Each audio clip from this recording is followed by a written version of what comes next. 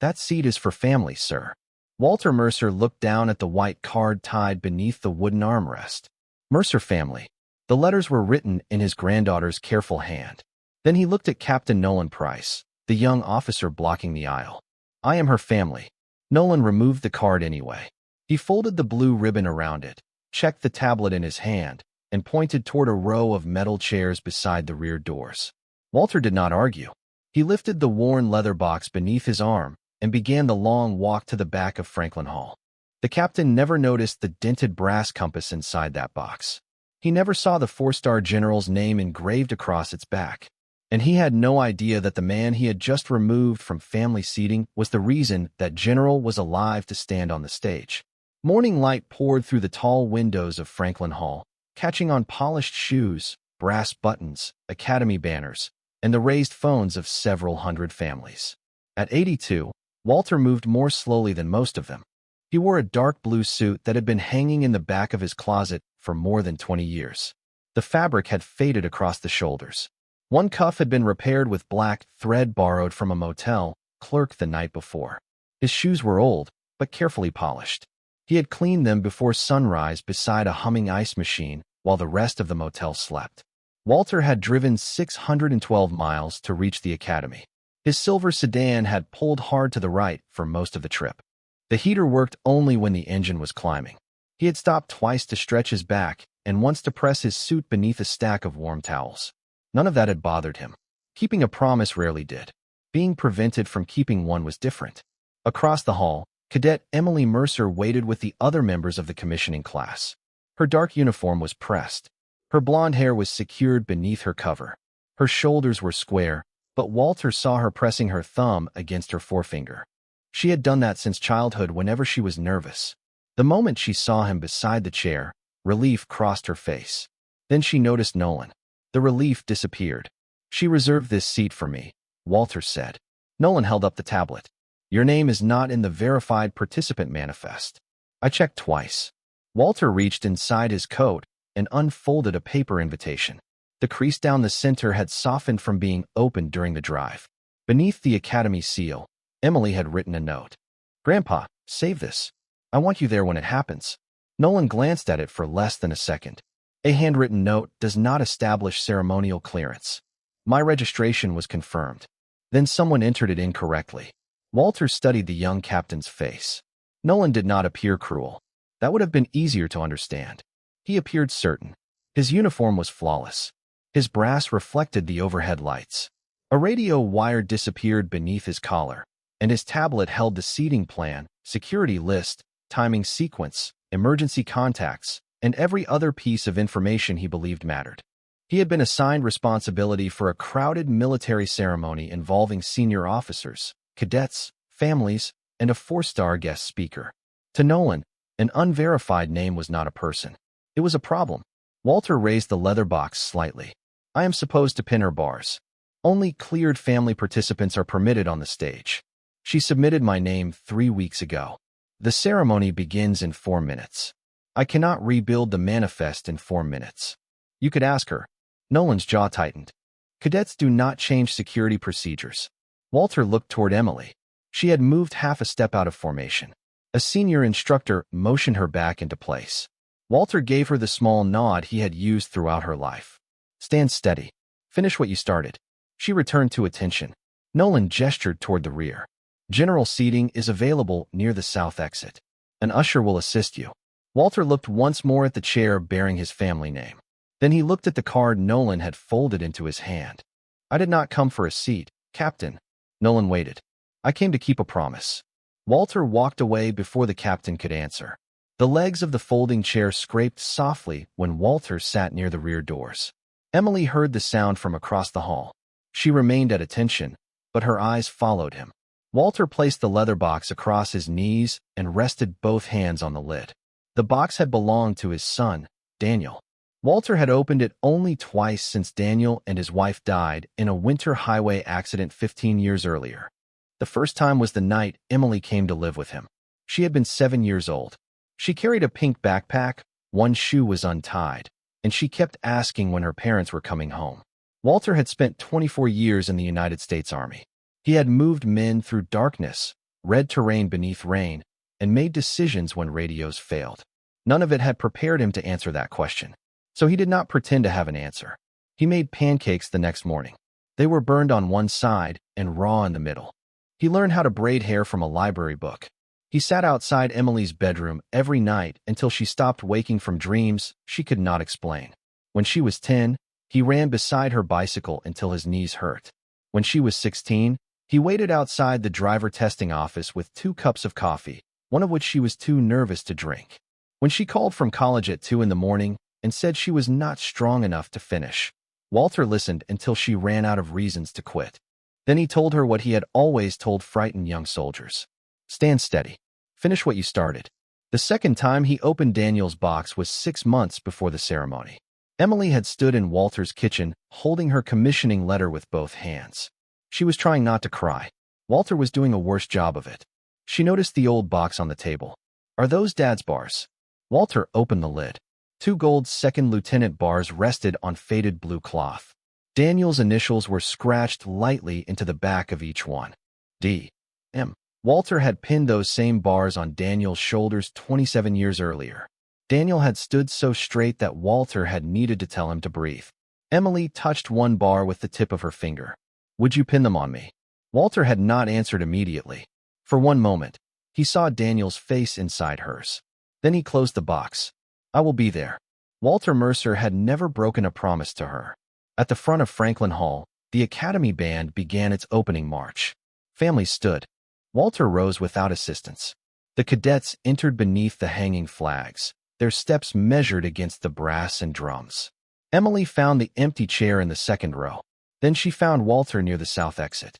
He gave her the nod again. She faced forward, but the joy she had carried into the hall had changed. General Thomas Whitaker approached the podium as the applause rose. For silver stars rested on his shoulders. His hair had gone white at the temples, but his posture remained straight and controlled. He was a Franklin graduate, a career Army officer, and the most senior person in the building. Walter had seen his name printed on the ceremony program that morning. He had said nothing. Some memories did not need to be announced. Major Sarah Bennett stood near the center aisle with the commissioning sequence clipped beneath one arm. She had watched Nolan remove the family card. She had watched Walter accept the folding chair without raising his voice. Something about the old man's stillness bothered her. It was not confusion. It was not embarrassment. It was the patience of someone who had already survived harder judgments than the one being placed on him now. General Whitaker began his remarks.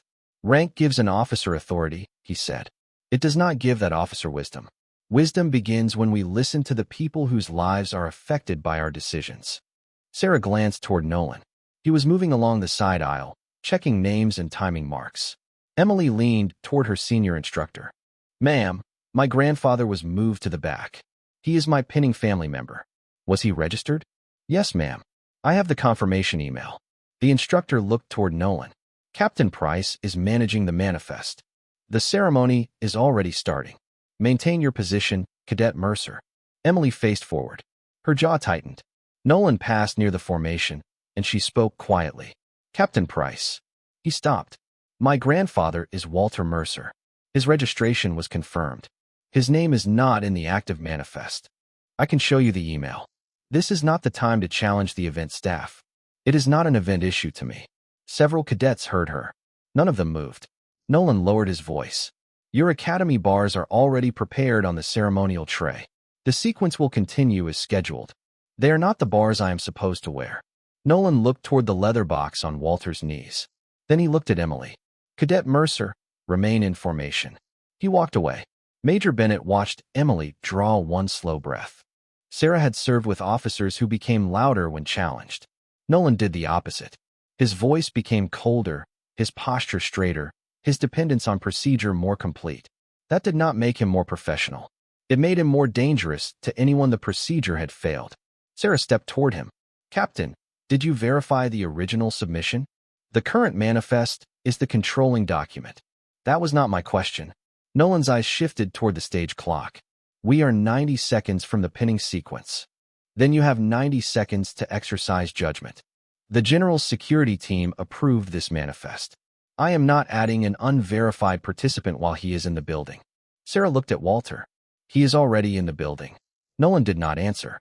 General Whitaker continued speaking. The first duty of a leader is not to protect the appearance of control. It is to protect the people who trusted that leader to make a sound decision. Walter lowered his eyes to the leather box. Nolan heard the same sentence.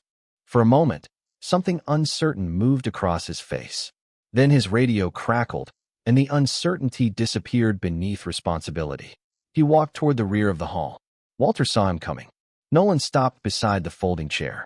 "Sir, I need to inspect that case." Walter's hands remained on the lid. "For what reason?" "You are carrying an unverified object intended for the stage. I was told I am not permitted near the stage." "That does not remove the inspection requirement." Walter looked past him toward Emily. The first cadet's family had begun moving toward the pinning area. Those bars belonged to her father. "The academy has an approved set. These are the approved set to her." Nolan extended one hand. "Please give me the case." Walter did not move. Major Bennett was already coming down the aisle. "Captain," she said, "wait."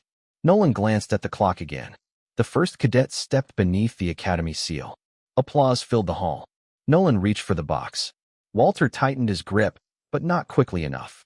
The old clasp had never closed properly after Daniel's death. When Nolan lifted the box, the lid opened. 2 gold bars rested against the faded cloth. Beside them lay a small brass field compass, dented along one edge and clouded beneath the glass. The compass slipped free. It struck the polished floor and spun beneath the lights. The metallic ring carried farther than it should have. Walter rose so quickly that the folding chair rocked behind him. Nolan bent first and picked up the compass. He turned it once in his hand. "This is the item you intended to carry onto the stage?" Walter extended his palm. "Give it back." His voice was quiet. Nolan looked at him, and for the first time he saw something other than age. Walter was not pleading. He was issuing the final instruction he intended to give. Nolan placed the compass in his hand, but his thumb passed over the scarred brass casing. "The glass is damaged," Nolan said. "The needle barely moves." Walter closed his fingers around it. It moved when it mattered. Nolan's eyes narrowed. "What does that mean?" "It brought 32 men home." Major Bennett reached them. She saw the gold bars and Daniel's initials. Then she saw the words scratched into the back of the compass. The engraving was shallow and uneven, as though someone had cut it by hand. "Thomas Whitaker, you brought us home." Sarah stopped breathing for 1 second. On the stage, General Whitaker was telling the commissioning class about the difference between an order and a decision. Sarah looked from the name on the compass to the 4 stars beneath the lights. "What is your full name, sir?" Walter returned the compass to the box. "Walter James Mercer." "Were you an Army platoon sergeant?" Walter looked at her. "A long time ago." "Sergeant first class?" He gave a small nod. Nolan's attention moved from Walter to the stage. "You know the general?" Walter closed the lid. "I knew a lieutenant." The hall faded around him. The polished floor became black mud. The conditioned air became cold mountain rain. Walter was 36 again, standing beneath a field cap soaked through to the skin. A private purchase brass compass rested in his palm. The needle trembled in the wind, then settled. The unit radio had failed nearly an hour earlier. Their map was damp, torn along one fold, and nearly 10 years out of date. 32 soldiers waded along a narrow mountain trail, while water rose through the ravine below them. A young Lieutenant Thomas Whitaker stood beside Walter with a red-lensed flashlight pressed against his chest. Whitaker had been in command for less than 3 months. He was exhausted, cold, and trying not to let his men see that he was uncertain. "The order is to hold here until communications return," Whitaker said. Walter watched water running across the trail. The storm had shifted. The route behind them would be gone before daylight. "If we hold here, Lieutenant, we lose the trail." Whitaker looked at the dead radio. The order came from battalion. The order was written before the mountain changed. Whitaker raised the flashlight toward the map. "There is no alternate route. Not on that map." Walter pointed east. There was an old forestry road beyond the second ridge. "It might still be there." "Might. That is the honest word." Whitaker stared into the rain. 32 men watched him without appearing to watch. Rank placed the decision on his shoulders. Experience placed the truth in Walter's hands. Walter stepped closer and lowered his voice so the soldiers would not hear a challenge between their leaders. "You can keep the order, Lieutenant." The rain struck the leaves around them. "Or you can keep the men." Whitaker looked at Walter. Pride held him for 1 second. Then he turned toward the formation. Prepare to move east. Walter went first. He did not hurry. He read the slope beneath his boots, the direction of the runoff, the broken branches, and the pull of the compass needle. The men followed in a single line. For nearly 3 hours, the mountain offered no landmarks. Only rain, mud, whined through the trees, and the sound of 32 soldiers trusting the man ahead of them to choose the next step. The ravine flooded behind them. The old route disappeared. Near dawn, Walter found a line of cut stones beneath the mud. The forestry road. It carried them around the ridge and down toward a supply station. When the last soldier stepped beneath the station roof, Whitaker counted the formation himself. 32 men. 32 present. No one left on the mountain. Whitaker found Walter beside a wooden table drying the compass with a piece of cloth. I nearly kept us in the wrong place, the lieutenant said. Walter closed the brass case. You listened before pride made the decision for you. Whitaker took the compass. He borrowed an engraving tool from a mechanic and pressed the letters into the brass one line at a time. Thomas Whitaker, you brought us home. When he finished, he handed it back. I will remember this for the rest of my life. Walter placed the compass in his pocket. Remember the men. The rest is metal. The mountain rain became applause. Walter was 82 again. The compass rested inside Daniel's leather box. Major Bennett stood in front of him with recognition in her eyes. Sergeant Mercer, please remain here. Walter looked at the stage. I was not planning to go anywhere. Sarah turned and moved quickly toward the general's military aide. Nolan remained beside the chair. His certainty had begun to fracture. On stage, General Whitaker closed the first page of his remarks. Every officer remembers the first person who taught him what rank could not, he said. Mine was a platoon sergeant who understood that leadership was not standing above people. It was refusing to leave them behind. Walter's fingers stopped on the leather clasp. Emily heard the words. She looked toward her grandfather. The change in his face was almost invisible. His eyes lowered. His mouth tightened at one corner. She knew him well enough to understand. The general was speaking about Walter. Major Bennett reached the general's aide and spoke close to his ear. Does the name Walter James Mercer appear in the general's command history file?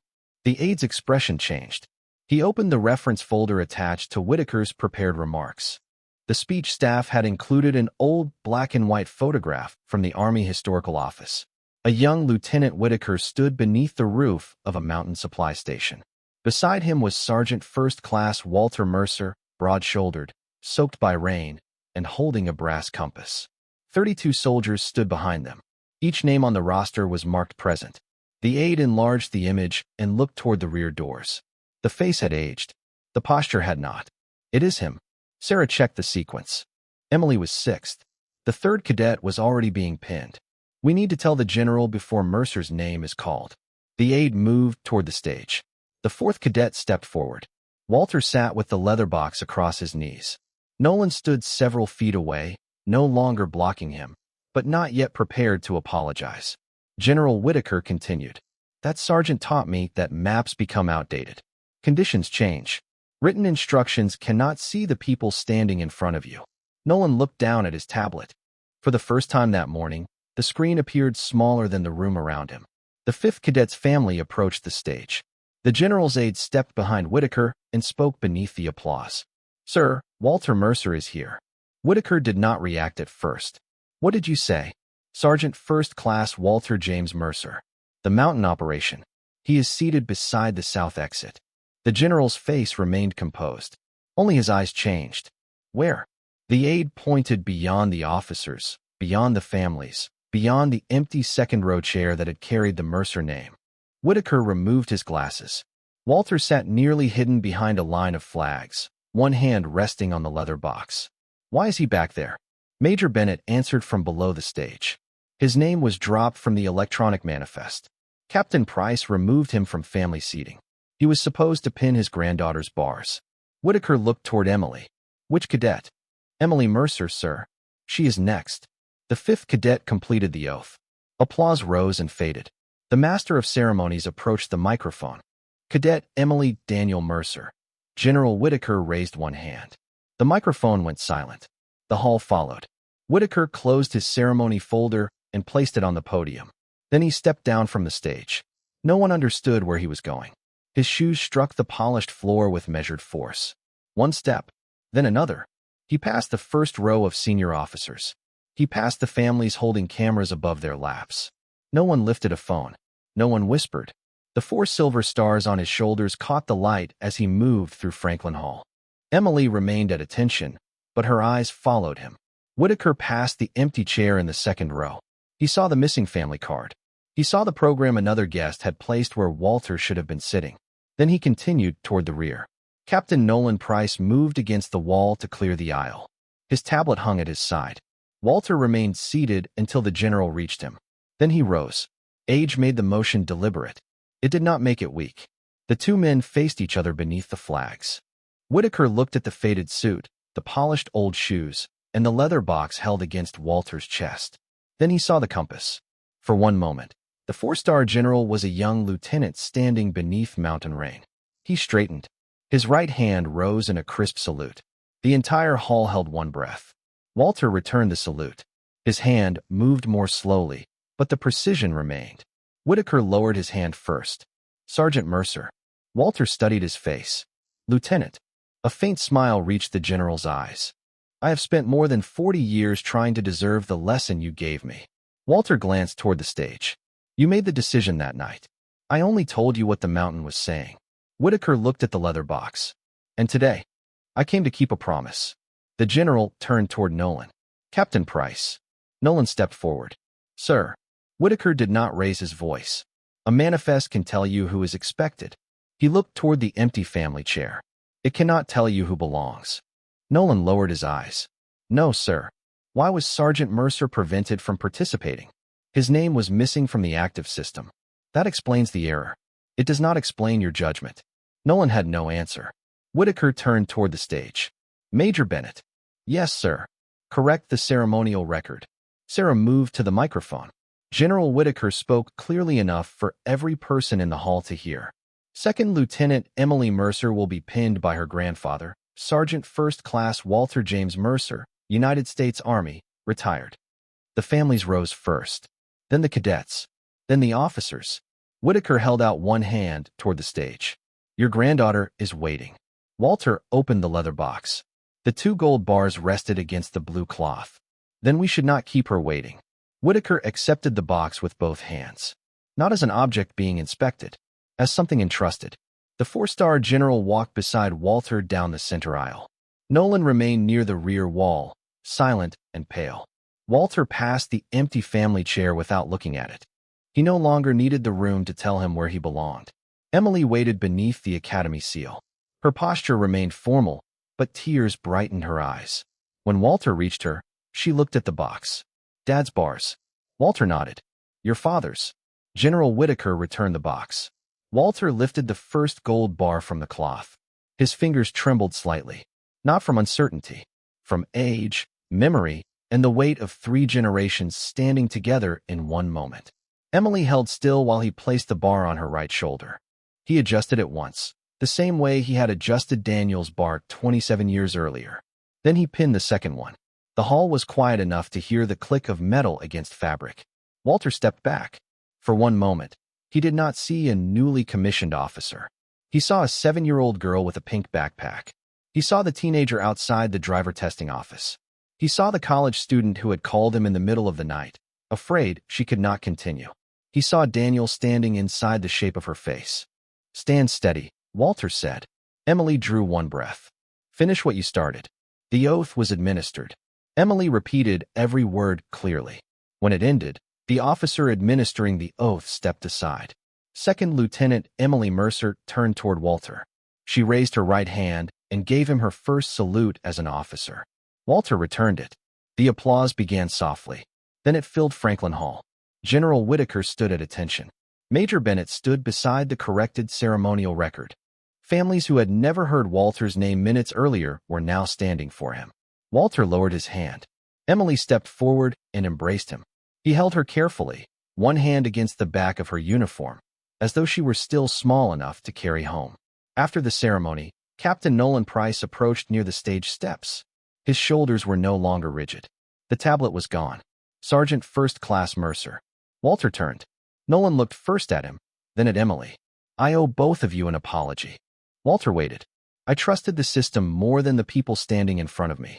I had enough information to investigate the mistake. I chose not to. Emily remained silent. Nolan continued. I treated uncertainty as proof that you did not belong. That was wrong. Walter closed the leather box. The system lost my name. Yes, sir. You decided what the missing name meant. Nolan swallowed. Yes, sir. Walter looked toward the empty second-row chair. Major Bennett had recovered Emily's handwritten card. She had tied it beneath the armrest again. Mercer family. Next time, Walter said, do not make a family prove it is a family. I will not. General Whitaker joined them. He held a printed copy of the corrected ceremony record. Walter's name appeared beside Emily's. Official family pinning participant. Sergeant First Class Walter James Mercer, United States Army, retired. Whitaker handed it to him. The record should have been right before you arrived. Walter folded the page once and placed it inside the leather box. It is right now. Whitaker looked at the compass.